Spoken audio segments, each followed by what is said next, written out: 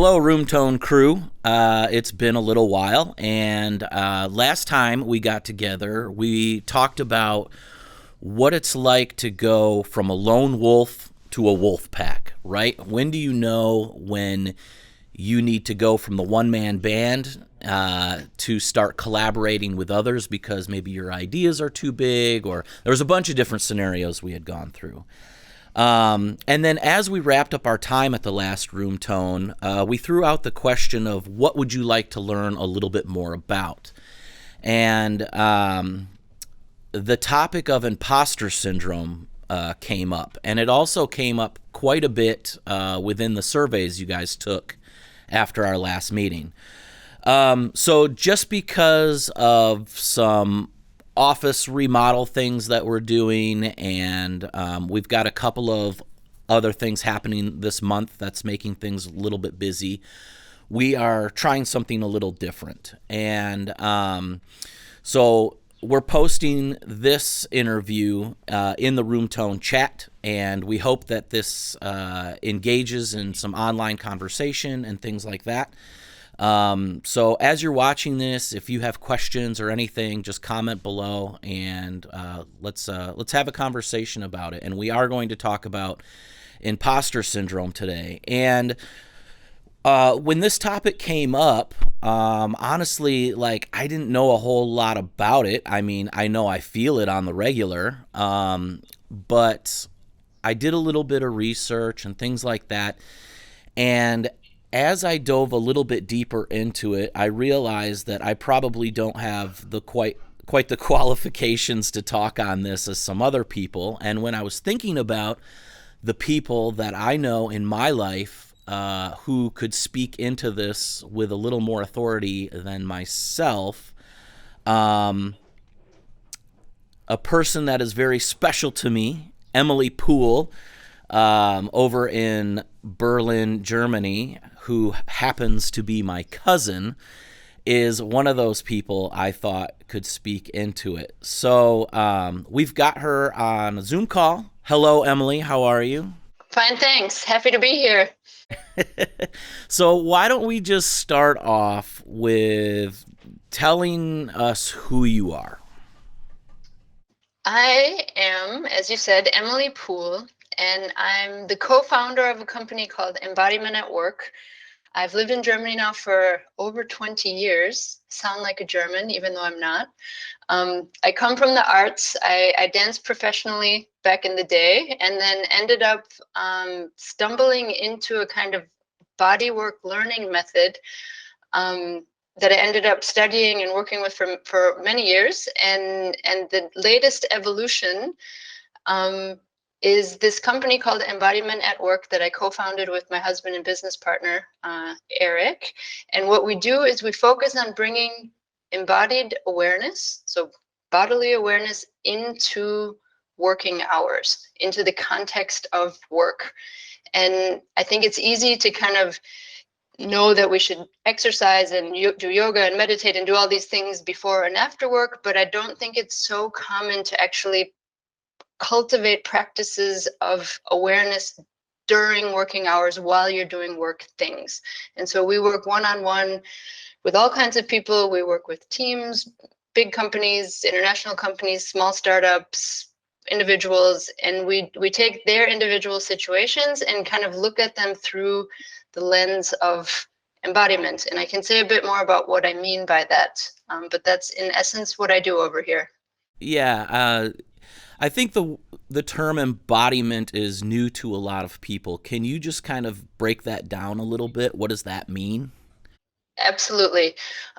So one thing that we try to do is to include some of the science behind all of this. And embodiment is a kind of vague term, I think, that gets thrown around more and more. But what we mean by it is kind of what there's a certain branch of cognitive science called 4E cognition.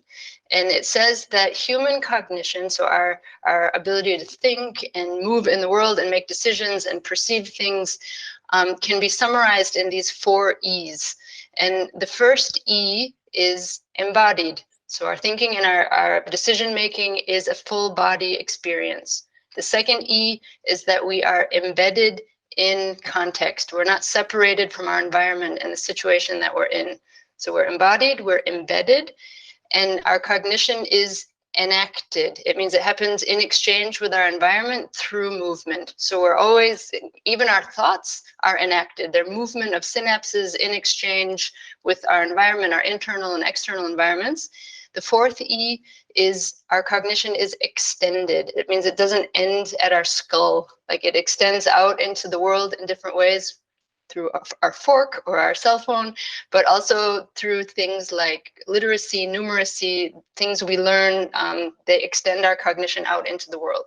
So if you take this 4E thing and you start to look at ourselves as these living, moving organisms in exchange with our environment, that's what we mean by this embodied approach. It's kind of understanding ourselves that way and then looking at, okay, how can we use that? How can we tweak that? How can we include more of our intelligence in what we're doing? If we look at it as this whole body kind of thing. Awesome. And, when I was looking into the topic of imposter syndrome, a lot of it has to do with our confidence, right? And sort of this mental state of confidence. And that's why you came to mind, just because I know that you've worked in production in some sort of manner. I mean, you're a ballet dancer professionally, like you've worked obviously on stage, but you were in relationship with the people that were backstage and that were putting the things together. And I feel like that relates really well to like what a lot of us do in production. Obviously we're not all actors in center stage, but we're working behind the scenes, and some of us are doing it all, some of us are doing parts of it. So for that, I think you can relate to this, but then also you work with a lot of people on things like confidence issues and mental health, and especially like with COVID happening and people starting to work from home. I know you worked with a lot of people in that. And so I guess from your point of view, what is imposter syndrome? What is that? It's a great question, and I'm actually really excited to talk about it from the angle of embodiment, because I don't think that it's always approached in this way. Like you would kind of get advice or how to handle it or how to put these feelings in perspective. And there's a kind of a lot of repetitive stuff on the internet that I also looked at when we started talking about this. And what I think is slightly missing from the discussion is, well, let me take 2 steps back, because you asked what is imposter syndrome, and I think we can all agree there are standard definitions of it, but that it's, in essence, it's feeling like my success is undeserved, that I'm a fraud, I'm a fake, someone's going to expose me, I'm going to be exposed as the fake that I am, I shouldn't be here, kind of all the things in this soup of thoughts and feelings. Can we agree on that? Yeah, that's exactly what I was thinking. Okay, so and if we look at that, I think this is a super interesting opportunity to look at it as, if we take this 4E cognition thing, a shortcut way of saying that is that we are body minds. I even wrote it down, that it's one word, not we're a body and a mind, or our body is a taxi for our brain, but that we're these complex organisms that are body minds, that we're moving in the world and interacting with things and making decisions and feeling things and etc. So if we take this for the sake of the discussion, the starting point that we're body minds, and this is what I meant with 2 steps back, I think body minds, like any organism in the world, they have basic needs like sunlight, fresh air, water, sleep, food, contact with others, physical touch, movement, like the basic needs that we have to function at our best. And like a plant, I think if a plant has not good soil, not enough water, not enough light, it's gonna have to respond to those conditions in that environment. And we're actually no different. So if we again take the starting point that we are body minds embedded in our environments with things going on, we can start to understand kind of the internal and the external weather that we might be responding to. So our thoughts and our feelings are kind of expressions of what's going on in and around us. And thank you for following with me this far. I think feelings of imposter syndrome and those kinds of fears and doubts and even shame, stuff like that, is all part of this internal weather pattern of the body mind.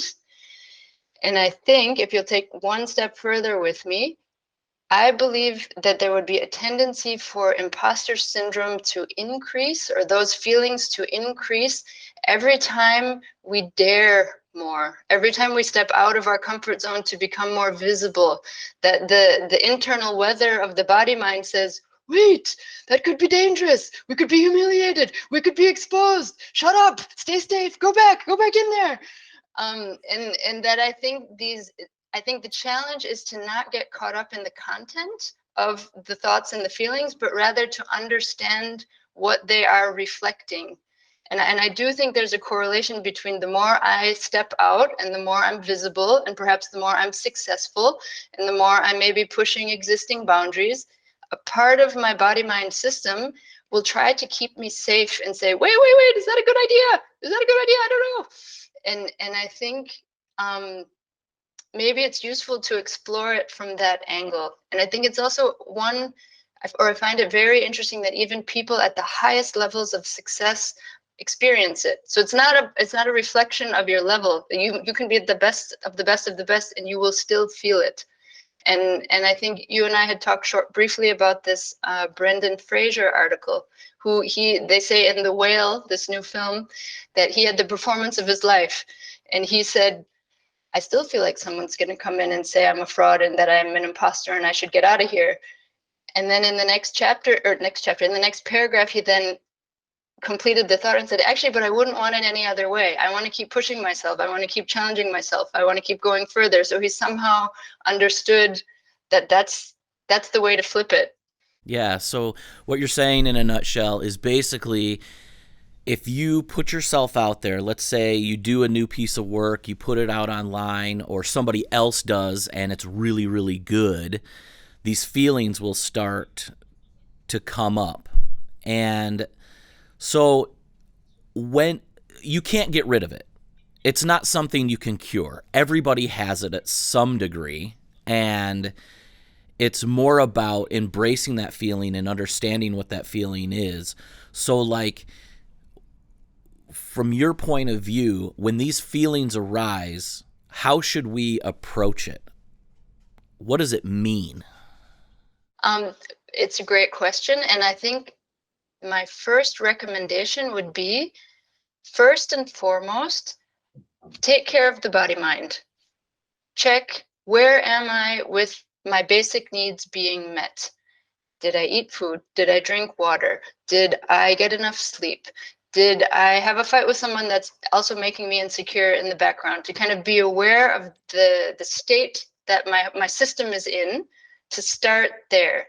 Because if we're in a more calm, grounded, nervous system is regulated state of being, it's much easier to put those imposter syndrome feelings into their right perspective. Then I have enough space, you can say, in my cognitive landscape. There's a landscape that we're moving through all the time. And if I'm stressed and tired and exhausted, and my world is going to get very small. But if I'm more grounded, relaxed, my needs are taken care of, I will literally have a different perception of what is happening. And this is maybe a longer conversation, but first step, I would say, make sure I'm in a grounded, nervous system regulated state of being. And then I can check, okay, why might these feelings be, and the German word is coming instead of the English as it happens. There's a German word called nurgling, and it's just the perfect word for, why are those feelings bugging me? Nurgling. It's a little bit of anyways, you get what I mean. But that's I think the step that is often forgotten in this discussion. It's like, okay, I should make friends with the feelings, but what if I'm totally stressed and tense? It's going to be really hard to make friends with that feeling because all I feel is stress and tension. So if I can actually be aware enough to notice, okay, I could relax, I could go take in some nature, I could take some deep breaths and just chill for a minute, like that will already give me a different way of handling those difficult feelings. And it's kind of like resetting your landscape, right? Yes. That's kind of how you worded it. Like you reset your landscape and then approach it head on. Exactly. And you can also, I would say that is absolutely what I just meant. And you can also work strategically. If you know you're about to do something scary, you can even prepare before. You can use some of these embodiment tools or exercises to kind of go into it aware, like knowing these feelings are probably going to come. I'm just going to go through them and understand why, and I know it, and that's part of me growing as an artist or as a person or whatever. Good. So it's actually like a healthy feeling, imposter syndrome, because it means you're taking a risk, you're stepping out, you're growing yourself. And I think that's really important to know. But let's flip the coin. What if you don't ever feel imposter syndrome? What if you're watching this and being like, I don't know what they're talking about? That's probably dangerous, right? No, well, I think everything is possible. And that's the great thing about body minds, is that each one is unique and different and has its own set of experiences and its own personal history and way of responding to things. I mean, I think it's a great question. What if I never feel imposter syndrome? Maybe I just think I'm too great and I don't question myself enough. Maybe I'm just, anyway, maybe it means I'm staying quite safe and I'm not pushing like I could. Maybe I'm a bit, or again, I would look at sensitivity as a spectrum. We're all so different and so sensitive to different things on different levels. Some are less sensitive, some are far more sensitive. And anyone who's less sensitive in general, and I see it with my daughter's kindergarten friends, some kids are just like, okay, like you can do anything, they won't react, and other kids are freaking out at the slightest. So we're all clearly very different. So it could be that maybe you're just not as sensitive to those feelings. It could also be you're a highly sensitive person and you feel every feeling deeply, and so that everything you feel is going to be intense.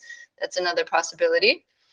It could also be maybe I'm just happy and good in my life and I'm not so worried about it. Like, I think there's all kinds of options in there, and that's what's so interesting, is kind of learning to understand your body mind system more and more, and to explore more and more and see where the limits are.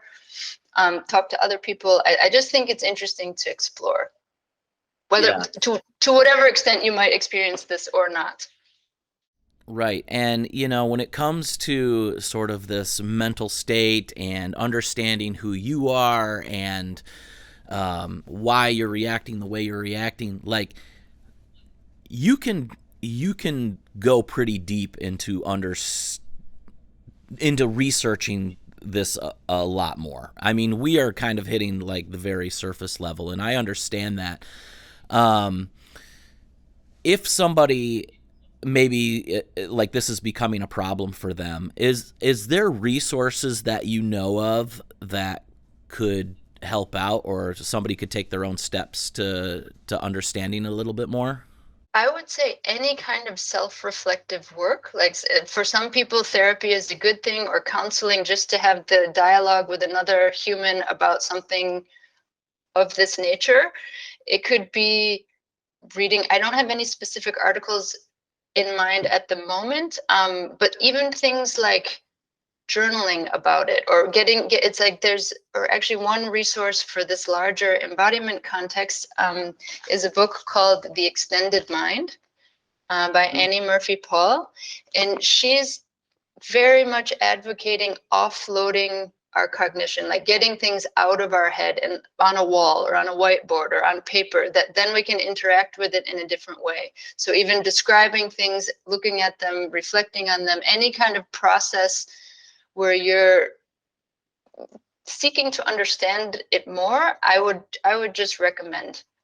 from talking to a trusted friend, to reading about it, to journaling about it. You and I had also briefly exchanged about this Rick Rubin book, The Creative Act. He's got some great reminders in there for artists. I finished it last night, by the way. Nice. Well, and I was looking around in there again, and the section on self-doubt, I think, is useful. The section on non-competition is useful. There's just a lot of reminders about what creative processes are, what they're about, why we're doing them, that it's not about comparing ourselves to other people, that it's actually about being true to ourselves in the work. I found that very healthy in terms of reminders. And for anyone who wants to learn more about trauma or nervous system self-regulation stuff, there are a great series of comic books actually called the Really Strange series by Steve Haines. There's anxiety is really strange, trauma is really strange, pain is really strange, and he does a great job of illustrating what's happening in the body, the brain, the nervous system, referencing YouTube videos and sources, and kind of giving you a visual explanation of what's happening there. And that can also do a lot to kind of calm down the system and give a kind of larger perspective on what's happening. Yeah. You introduced me to those strange books, and I read Trauma is Strange, and it was fascinating in the sense that just like understanding how your brain is taking things in, how it affects your body, and understanding that is like a game changer. And to do it in comic book form is really unique. And so I really enjoyed that. But I guess like just to kind of wrap up this conversation, if people want to know more about you and what you do, how can they find you? You can always have a look at our website. It's embodiment at work, all one word, .co. And there we give a little bit of background and different activities that we offer. The news section kind of says what's going on. You can always reach out over LinkedIn. I have to get better at posting, but there are different posts and different likes and things that might be useful. You can always message me, always send an email. I love questions. I actually love to explore these things in a dialogue form because, again, you can learn so much from examples and questions. That's actually my favorite. So emails are welcome, emily@embodimentatwork.co. I'd be happy to hear from anyone interested in exploring these things further. Awesome. Well, thank you so much for your time. It is early in the morning here. It is later at night there. So, yeah, just thank you for being so smart and and blessing us with your thoughts on this topic. So, well, thank you for having me and for being willing to look from this kind of slightly unconventional angle. I appreciate it.